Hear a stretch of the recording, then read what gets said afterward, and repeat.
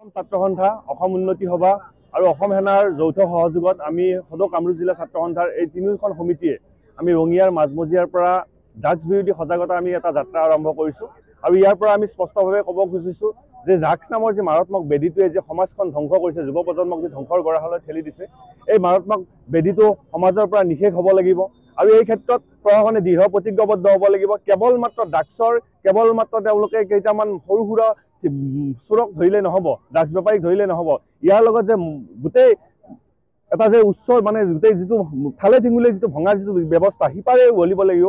আৰু আমি দেখিছোঁ যে পৰৱৰ্তী সময়ত দেখিছোঁ যে বিভিন্ন সময়ত বিভিন্ন ঠাইত আমাৰ সামাজিকভাৱে যিসকল ল'ৰা প্ৰতিষ্ঠিত হয় বা যিসকল ল'ৰাই উচ্চ শিক্ষা গ্ৰহণ কৰে, শিক্ষা গ্ৰহণ কৰাৰ পিছত এটা পৰিয়াল খুব সুন্দৰভাৱে চলি থাকে, কিন্তু এই ড্ৰাগছটো গ্ৰহণ কৰাৰ লগে লগে পৰিয়ালটোৰ ফালে অমানিশা ঘূৰি আহে, পৰিয়ালটোত শংকা আহে আৰু পৰিয়ালটো সম্পূৰ্ণৰূপে নিশেষ হৈ যায়। এই বেদীটো সমাজৰ পৰা নিশেষ হ'ব লাগে।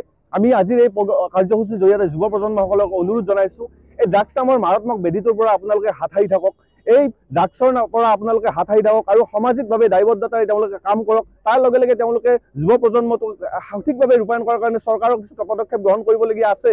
কেৱল ড্ৰাগছৰ বিৰুদ্ধে গাড়ীখনত যোৱাৰ লগে লগে গাড়ীখনৰ ড্ৰাইভাৰজনক ধৰিলে নহ'ব, গাড়ীখনত যোৱাৰ লগে লগে গাড়ীখনৰ সৰু বেপাৰীজনক ধৰিলে নহ'ব।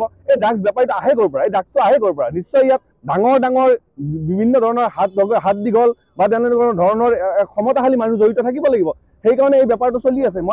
আমি বিচাৰিছোঁ ছাত্ৰ সন্থাই বা অসম সেনাই বা উন্নতি সভাই বিচাৰিছোঁ যে এই বেদীটো সম্পূৰ্ণৰূপে নিশেষ হ'ব লাগিব আৰু আমি এটা প্ৰতিজ্ঞাবদ্ধ হৈছোঁ যে আমি ছাত্ৰ সন্থা, অসম সেনা বা আমি কামৰূপ জিলা সমিতি বা উন্নতি সভাই যে পৰৱৰ্তী সময়ত কিন্তু আমিও ছাত্ৰ সন্থাই বা অসম সেনাই বা আমি অসম উন্নতি সভাই এই ড্ৰাগছৰ বিৰুদ্ধে আমাৰ অভিযান আৰম্ভ কৰিম।